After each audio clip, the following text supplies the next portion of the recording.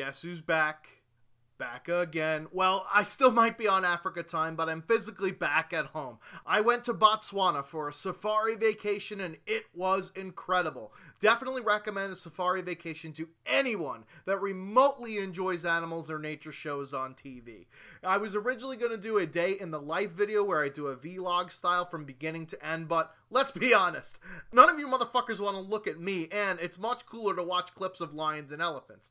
Here's how a typical safari day starts. Wake up at 5 a.m. and head over to the lodge to get cold breakfast. You might say, 5 a.m.? Holy fucking shit! Why so goddamn early? Well, firstly, you get to watch a sunrise that looks like this.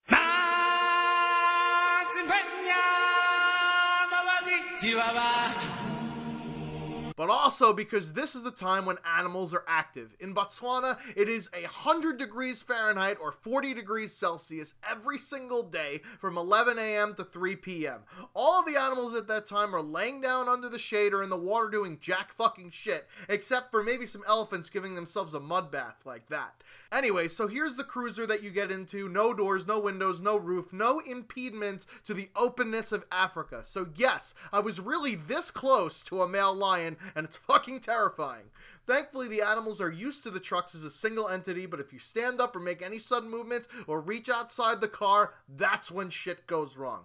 Anyway, so the morning game drive lasts about until 10 a.m., where you could ford the river like the Oregon Trail as you see here. Check out some zebras that are running around in the background with one another, or cheetahs walking around with their tiny cubs that kind of look like honey badgers, or some wild dogs that are playing with one another. Then you're back at the lodge, like this one, for lunch and siesta time as if you're in Spain. I mean, check out how amazing this lodge is with a full-service bar and an awesome area to lounge around in. Then you can cool off in your plunge pool, unless of course there's some vervet monkeys playing around your deck. Fucking monkeys. You could chill in the room for a bit, which is pretty damn awesome too, or even take a nap since you got up at the ass crack of dawn. Then you go back out to the lodge later for high tea, which is a British thing, until you realize that people in Botswana also drive on the wrong side of the road, so of course they drink tea in the afternoon. Then is an evening game drive where you can see more cool shit like herds of buffalo, which is hundreds and hundreds of them deep, baboons grooming one another in a family setting, or some hippos chilling in the water, or walking out of water. You drive back after the sun sets, which is another amazing sight, for dinner, which is a 3-course meal of things like kudu pot pie, which is an antelope, warthog chops instead of pork chops because, you know, warthogs are pigs, or some fresh hake fish fillets. Then after dinner is a few drinks and pass out around 9 or 10 p.m. for your wake-up call the next morning. Now, onto some of the cool shit I saw. I'll point out a few things before I throw some videos in at the end with some fun music in the background. Instead of doing the drive, some of the lodges also had the option of boat ride since we were in the Okavango Delta after all, and we could do a Makoro ride, which is basically what everyone's stereotype of Italy is, with a dude oaring in the back of a canoe. Again, sunsets amazing.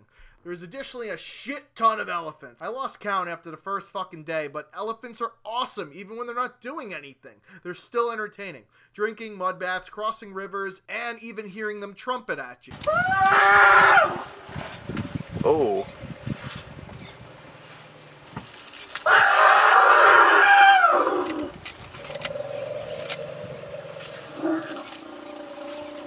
Next thing I got to witness was lions eating a buffalo carcass. We didn't get to see the actual kill, just the aftermath, but it was the worst smell I've ever inhaled. A rotting 2,000-pound carcass smells like the fucking Great Depression.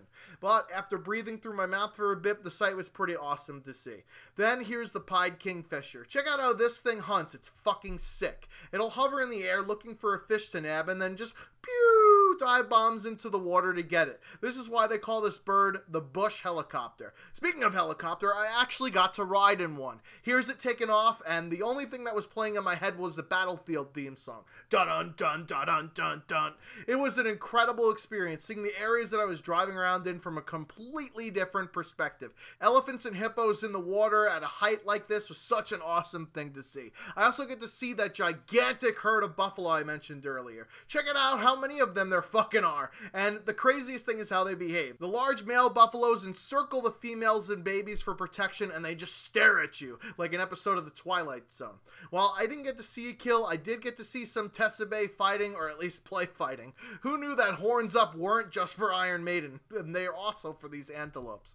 And lastly, in the cute department is this lioness grooming her cub, and it's an amazing moment right here. They act just like my cats at home, but would rip you to fucking shreds. Anyways, I hope you enjoy the rest of the clips I've got, and I'll answer any of your questions down in the comments section. Back to normal videos tomorrow. I've been the Schwantz27, off like the bug spray I've been using on holiday. Until next time.